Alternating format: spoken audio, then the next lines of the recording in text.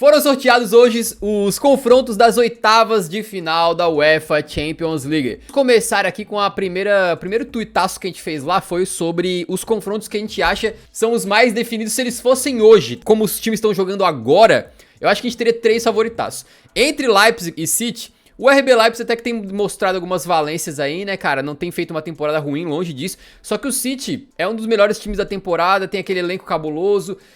Tá jogando bem, tem o Haaland, então eu acho que a chance do RB Leipzig conseguir alguma coisa aqui é muito pequena, As coisas podem mudar até lá fevereiro, mas é muito pequena, eu não consigo imaginar os caras passando aqui não. Eu acho que o Manchester City é amplo favorito nesse confronto, tá? No de baixo, a gente também tem um Frankfurt, que não fez uma grande Champions League, né? Classificou no grupo, muito porque o grupo tava ali muito disputado, muito parelho, mas não era um parelho num nível altão, né? Era um parelho no nível daquele jeito marromeno. E o Napoli, pelo contrário, é um dos melhores times da temporada, sabemos muito bem. Você que acompanha o Eurofut e o Eurocast aqui já sabe que a gente não para de elogiar o Napoli toda hora. Os caras estavam invictos até pouquinho tempo quando perderam pro Liverpool, mas tem apenas uma derrota na temporada, líderes do grupo na Champions, líderes na Série A italiana e jogando futebol muito bom. Recentemente agora venceram mais um jogo contra a Atalanta, que era a segunda colocada na Série A italiana, então um jogo difícil mesmo, sem o Kvara, que tava machucado, e mesmo assim os caras foram lá e tiveram força pra vencer. Então é um time que a gente não sabe como é que vai estar daqui a 2, 3 meses, né? Muita coisa pode acontecer. Mas que se fosse hoje, eu acho que o Napoli ia passar o carro no Frankfurt aqui, sem dó. E por último, outro que eu considero favoritaço aí, né, é o Benfica. Outro time que faz uma temporada simplesmente brutal, é um dos 2 invictos ainda na Europa, contando junto com o PSG, certo? E o Bruges, cara, a gente pode ver que o Bruges fez o seguinte, ó. Ele fez um brilhareco na Champions, é verdade, mas eu fui lá olhar o campeonato belga, né? E não é que o Bruges tá nadando de braçada na Bélgica, né, humilhando todo mundo. Não é bem por aí não, o Bruges está em quarto no campeonato belga, beleza? Tem aí inclusive 11 pontos atrás do Genk, que é o líder do campeonato, né? E se a gente for olhar aqui, eles tiveram um começo de Champions League surreal, vencendo os 3 primeiros jogos, né? Humilhando o Porto lá em Portugal, né? Vencendo o Atlético de Madrid, mas depois deu uma quedinha aí no desempenho deles, né? E também na própria liga lá, eles não estão conseguindo...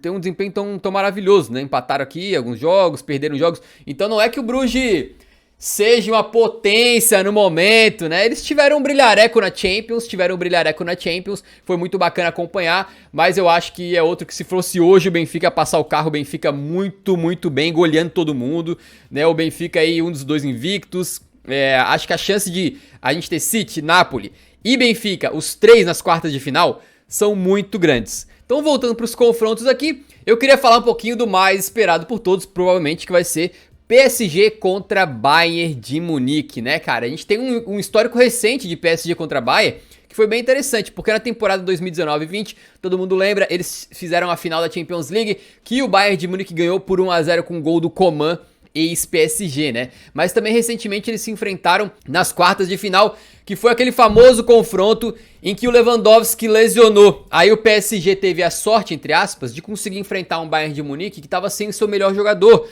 No lugar do Lewandowski entrou quem?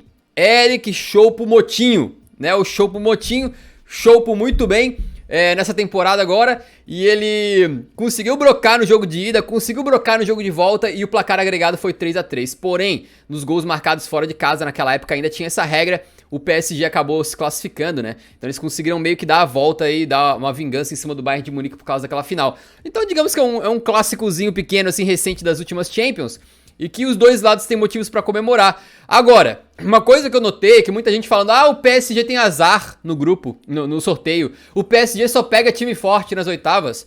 Eu acho que isso é um pouco desrespeitoso com o Benfica, tá? Só que o Benfica foi brilhante, amigo. Brilhante, e tirou o PSG da primeira posição. O PSG fez uma campanha pra passar em primeiro, mas o Benfica foi tão bem, mas tão bem, que aquele gol do João Mário no finalzinho, no jogo contra o Maccabi Haifa, acabou botando o Benfica em primeiro no grupo. Então não é que o PSG teve azar no sorteio, minha modesta opinião. Eles tiveram a incompetência de passar em segundo. Ou, se a gente olhar de uma maneira mais correta, na minha opinião, eles tiveram o azar, agora sim, na fase de grupos, de cair com um Benfica brilhante. Um Benfica que jogou os caras pra segundo. E o mundo é tão cruel, às vezes, né? O mundo é tão louco, velho, que o Benfica vai pegar o Bruges e o PSG vai pegar o Bayern de Munique. Então pensa bem, aquele gol, o último gol do Benfica contra o Maccabi Haifa, o gol do João Mário de fora da área, foi o que jogou o PSG pra segundo pra pegar o Bayern. E jogou o Benfica em primeiro pra pegar o Bruges. Poderia ter sido o contrário, se não fosse aquele gol do João Mário, poderíamos estar vendo um PSG que provavelmente iria massacrar o Bruges. E a gente poderia estar vendo um Benfica contra Bayern de Munique, que poderia botar em risco essa linda campanha do Benfica na Champions, né? Aquele gol lá mudou tudo no grupo, mudou tudo na Champions League. Possivelmente aquele gol mudou a Champions, né? Veremos o que vai acontecer aí, mas foi um negócio muito interessante. Aí o Miller, você sabe que ele é zoeiro, né? O Miller já soltou um videozinho, já falando, pô, maneirão, pegamos aí o PSG e tal. O Miller cansado, devia estar malhando, velho. Tava na academia todo cansado, todo descabelado aí. Mas basicamente ele soltou um videozinho respeitando, tá? Ele respeitou aí, disse que o PSG é um grande time e tal, e que vai ser um grande confronto. Mas assim, cara, olha o Miller, olha só, ele não tem sorrisinho assim, ó. Ele tá sorrindo assim, ó. Se ele solta esse vídeo assim, ó, sorrindo assim, cara, eu acho que o PSG já tá eliminado só com esse vídeo do Miller aqui, tá?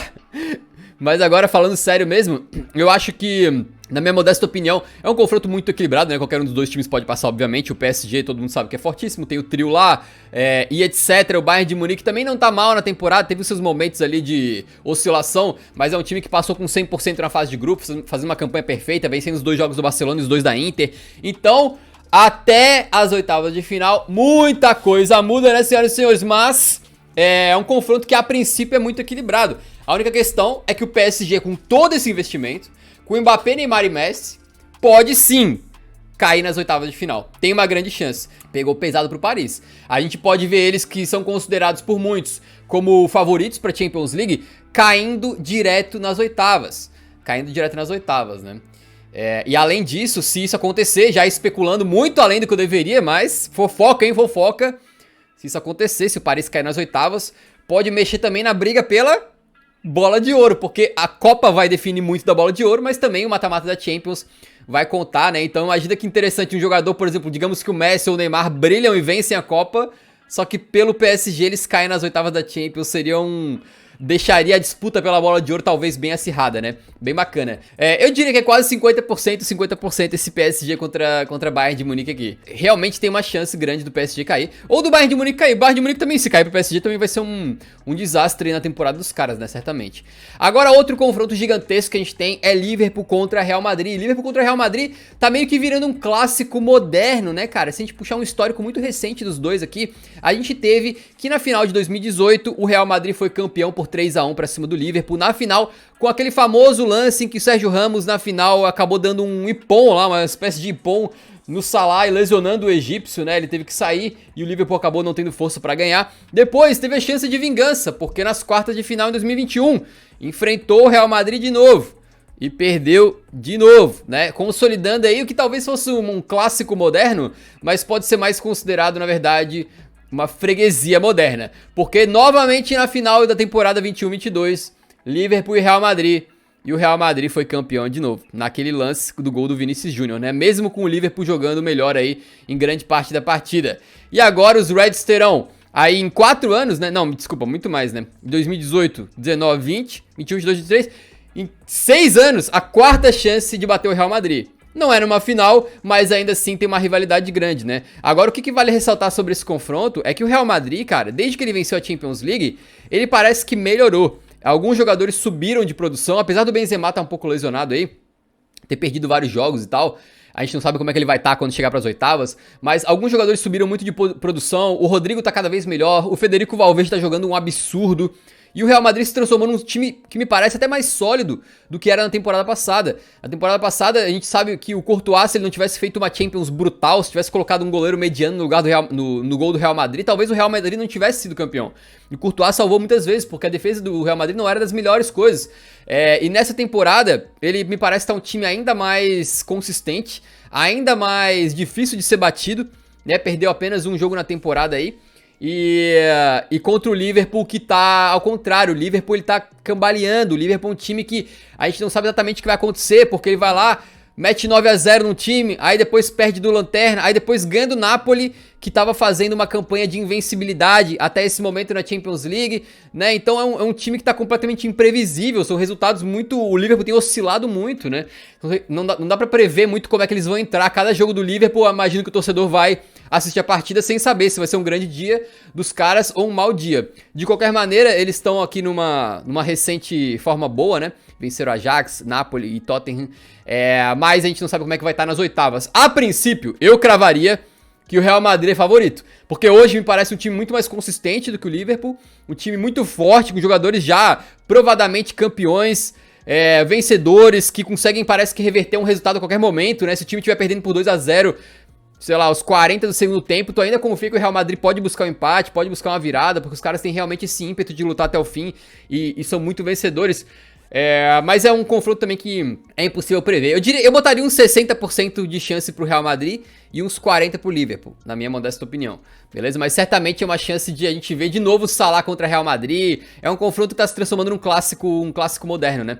Bem interessante. Agora, pra falar rapidão de Borussia Dortmund contra Chelsea, é um confronto que vai acontecer pela primeira vez na história, exatamente. Dortmund e Chelsea jamais tinham se enfrentado em um jogo oficial. Então é uma página em branco pra ser escrita, né? Nunca tivemos um joguinho contra eles, nunca tivemos um golzinho aí entre esses dois times. E agora a gente vai ter pela primeira vez nas oitavas da Champions. O Chelsea, que tava mal, mudou de técnico, aí chegou o Graham Potter, consertou as coisas, mas muito recentemente aí eles deram uma escorregadinha, né, cara? Foram, assim, humilhados pelo Brighton na Premier League, né, cara? E agora perderam um clássico contra o Arsenal também. Então é um time que a gente não sabe exatamente como é que vai estar, não mostrou uma força, assim, absolutamente esmagadora, né? Não vem assim de tantos resultados positivos seguidos. Nas oitavas de final lá pra fevereiro, a gente não sabe como é que os caras vão estar. Mas eu diria que é um confronto que também tem chance de ser disputado. Não sei se o Chelsea é muito favorito, não. O Borussia Dortmund não faz uma temporada ruim, né? O Borussia Dortmund, até assim, no segundo jogo contra o Manchester City na fase de grupos da Champions, fez um ótimo jogo, tá? Na minha opinião, era pra ter ganhado aquele jogo. Os caras estavam com ataque leve, lá tava com a ADM jogando com o Moukoko lá, tiveram chance de ganhar o jogo e não ganharam, apesar de que era um jogo que também que o Manchester City não tava interessado, né? O Manchester City tava meio não querendo muito nada com o jogo, né? Mas o Borussia Dortmund fez uma grande partida e poderia ter vencido, então eu não acho que se fosse nesse momento, eu diria que dava jogo, poderia ser um confronto bem interessante, né? Ah, bem lembrado, teremos o jogo do Aubameyang contra o Borussia Dortmund, né? Aubameyang, que foi jogador do Dortmund por muito tempo, foi lá que ele se destacou pra Europa toda. Aubameyang, ídolo do Borussia, vai fazer gol e não comemorar. Eu duvido que ele comemore se ele fizer gol. Ele tem uma história muito bonita lá, né? E daí também temos um confronto bem maneiro que vai ser Milan contra Tottenham. O Milan e o Tottenham, eles têm uma história que pra mim é muito perto do meu coração. Por quê? Eu comecei a torcer pro Tottenham lá pra 2010, mais ou menos, né? E eu tava viajando na época que tava rolando esse jogo da Champions League aqui, entre Milan e Tottenham, se não me engano, era oitavas de final. Lá na Champions League em 2011. Em 2011 a gente jogou contra o Milan que tinha caras poderosos. Estão vendo aqui atrás, ó. Quem que é esse aqui? Esse altão aqui? Ibrahimovic. Quem que é esse volantão camisa 8? Gattuso. E ali aquele atacante brasileiro que flopou. Então o Milan... tem uma pequena historinha com o Tottenham passando dos milaneses aí milanistas, na verdade, na Champions 2011 com o gol do Peter Crouch. É um confronto que hoje, assim, nesse momento, eu indicaria que o Milan seria favorito. Porque o Milan vem jogando futebol melhor do que o Tottenham. O Tottenham vem fazendo algumas temporadas terríveis, alguns jogos terríveis.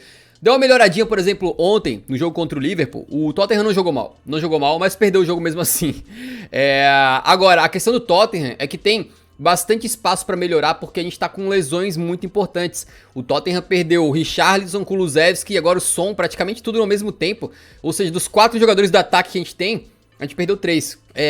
Então a gente espera que lá pra fevereiro, quando for rolar esse jogo aqui, os jogadores estejam já recuperados, sem lesão, e a gente tem um time mais forte pra jogar contra o Milan. Além disso, são 3, 4 meses em que o Antônio Conte pode fazer alguma coisa pra recuperar um pouco o futebol dessa garotada aí que não tá lá dos melhores, né? Então hoje eu diria que o Milan é favorito, mas acho que o Tottenham tem uma grande chance de melhorar nessa temporada até o jogo das oitavas. E o Milan vem fazendo uma temporada interessante também lá no Campeonato Italiano. Todo mundo sabe que tem vários jogadores jogando muito bem, né, cara? O Rafael Leão, talvez o grande destaque, mas até o Girouzão da massa está brilhando. né? O Giroud na massa, por exemplo, nesse jogo contra o Salzburg na Champions, ele brilhou com 2 gols e uma assistência. Agora contra o Spezia também ele sai do banco pra fazer o gol dele o gol da vitória, né? Então é um time do Milan que não depende talvez só de um cara, só de um craque, né? E que pode fazer um estrago no Tottenham aí. Sem dúvidas eu colocaria o Milan como favorito hoje, mas daqui a alguns meses vai saber, né? Eu vou apostar no meu Totão aí, vamos apostar neles. Mas é um confronto que tem tudo pra ser equilibrado também, tá? Não acho que ninguém é muito favoritaço, não. Aí a gente parte agora para Inter de Milão e Porto. Eu fui pesquisar o histórico desses times, é muito engraçado, porque eles nunca se enfrentaram na história. Aí em 2005, eles se enfrentam. 2006, mais uma vez eles se enfrentam na Champions, e depois nunca mais. Ou seja, foram 2 vezes seguidas durante toda a história dessa competição, né? E agora eles vão se enfrentar novamente. E aquela coisa assim, cara, se a gente for analisar os dois times hoje, o Porto começou a temporada mal, cara. O Porto começou a temporada até perigando cair na Champions League, né? Fazendo uma Champions League muito ruim, perdendo as 2 primeiras partidas. Só que conseguiu se recuperar muito bem, venceu as 4 partidas seguintes e acabou passando em primeiro no seu grupo, né? Então o Porto teve uma recuperação muito interessante, também tá tendo um desempenho legal no Campeonato Português. E a Inter de Milão, ela é uma equipe que está ok na temporada, ela melhorou, ela começou mal também no campeonato aí, nas competições aí, começou oscilando muito, mas melhorou, passou no seu grupo da Champions, que não era fácil, né? E no campeonato italiano aqui também não tá tão longe ali dos líderes, vocês podem ver que ela tá em 7º, mas são apenas 3 pontos de vantagem pro terceiro colocado, né? Agora, a questão é que a Inter de Milão nos momentos H, nos momentos chave, contra grandes times, não tem conseguido desempenhar. Então vocês podem ver que contra o Bayern de Munique perdeu 2 vezes na Champions, né? Acabou de jogar contra a Juventus, um clássico aí na Itália, e perdeu também. Então a gente não sabe como é que vai ser num confronto de mata-mata assim pesado contra o Porto. Mas eu diria que hoje seria um confronto 50% 50%. A Inter, assim, historicamente, pode ser considerada um time mais forte e tal, mas eu acho que o Porto nesse momento tá com um futebol interessante que poderia despachar a Inter de Milão. Inclusive, eu dei um chute lá no Twitter, né? E eu chutei que o Porto passa por isso aqui.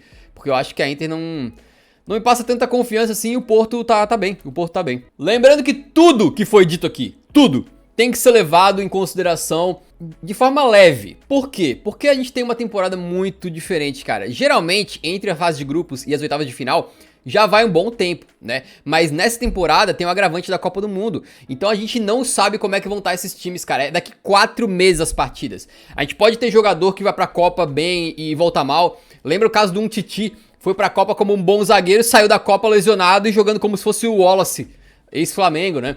A gente tem jogadores que fazem o caminho contrário, que explodem na Copa do Mundo, de repente começam a jogar bem. E a gente tem, além da Copa do Mundo, e além de 4 meses entre os jogos, a gente tem também a janela de transferências, rapaziada. Que pode acontecer muita coisa, né? Por exemplo, algum destaque de algum time, sei lá, do Porto ir parar no Manchester City, por exemplo, chutei, né? Alguma coisa do tipo. E o Guarlaão tá lembrando muito bem no chat. Lembra daquele Chelsea que não jogou nada na primeira parte da temporada e venceu a Champions na segunda parte, exatamente. O Chelsea do Lampard, que tava muito mal na temporada, acho que é em dezembro que eles trocam, botam o Thomas Tuchel chega, arruma a casinha, deixa a defesa muito sólida e leva a Champions League pra casa. Então hoje seria equivalente, mais ou menos, a gente... Não sei, a gente dizer aqui que uma Inter de Milão da vida troca de treinador e vence a Champions. Mais ou menos equivalente, dei um chute assim, né? Então muita coisa pode acontecer, tem janela de transferências, tem Copa do Mundo, tem 4 meses de separação entre as partidas, então tudo pode mudar. Os times podem perder grandes jogadores, né? Vai saber se de repente chega em fevereiro o Haaland tá lesionado. Aí tudo muda, né? Então são coisas bem que a gente tem que levar em consideração aí, mas olha... Sorteiozinho foi bom, né? Eu gostei do sorteio, o que vocês acharam? Me diz aí pra mim. Mas eu apostei, minhas apostas, tá? Minhas apostas, vou apostar, vou chutar então.